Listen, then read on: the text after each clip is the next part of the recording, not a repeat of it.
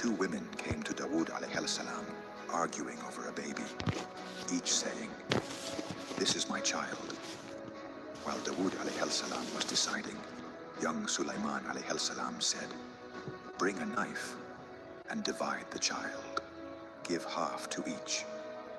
The real mother cried out, "No, let her have him. Just don't harm the child." Sulaiman alayhi salam gently said, "She is the real mother." His insight, his understanding of hearts. Allah himself honored this moment. We gave understanding to Sulaiman.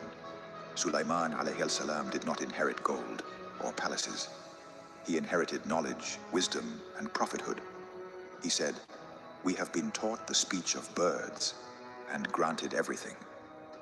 Humility from the very beginning. One of his great miracles, the ant that spoke. As his vast army approached, an ant cried out, "O ants, enter your homes, so Sulaiman and his host do not crush you unknowingly." Sulaiman alayhi salam smiled, not with pride, but with deep gratitude. "O Allah, inspire me to be grateful for your favors." Even with unimaginable power, his heart remained humble. Allah subjected the jinn to him. Some built palaces, some dived into the seas, some were chained for disobedience. Soft, serious tone. We subjected to him the wind and the jinn. These were mighty beings, yet all bowed to Allah's command through Sulaiman. The wind carried him wherever he wished, gently, swiftly. For Sulaiman, the wind flowed by his command. One day, he inspected the birds and noticed Hudhud missing. "Why do I not see the hoopoe? I will punish him unless he brings me a clear reason." Hudhud returned with astonishing news. A queen, ruling Sheba, a nation worshipping the sun. This was Bilqis.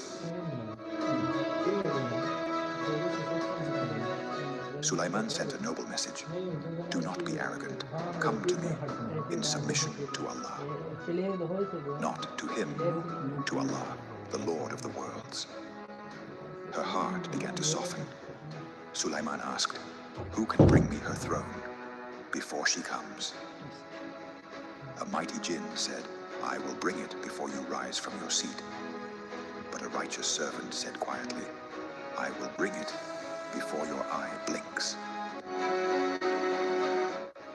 And instantly, the throne appeared. Sulaiman did not boast.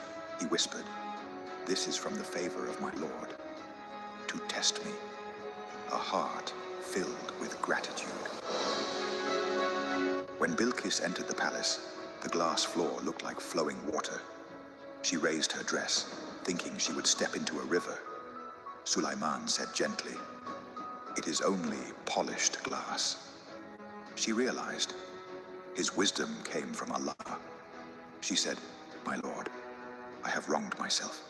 I submit with Sulaiman to Allah, Lord of all worlds." A queen found guidance. Sulaiman alayhi salam died standing, leaning on his staff, watching over the jinn as they worked. They continued working for months, thinking he was alive. Only when a tiny termite ate through the staff and his body fell, did they realize the truth. Allah revealed, if the jinn knew the unseen, they would not have remained in the punishment. A powerful reminder, jinn do not know the unseen. Sulaiman alayhi salam was granted a kingdom like no other. The wind, the jinn, the birds, miracles upon miracles. But his greatest strength was not power. It was humility, gratitude, obedience to Allah. That is what made him one of the greatest prophets. Imagine a king whose armies included humans, jinn, birds, and even the wind. A prophet whose dua was answered instantly. A ruler whose power came not from this world, but from Allah alone. This is the story of Sulaiman alayhi salam. Sulaiman alayhi salam was born in Palestine, in the blessed household of Prophet Dawood alayhi salam. Allah granted Dawood alayhi salam many children, but Sulaiman alayhi salam was the most wise, the most gentle, the most intelligent, the one chosen for prophethood. Even as a child, his wisdom shined. The famous judgment. Two women came to Dawood alayhi salam, arguing over a baby, each saying, "This is my child."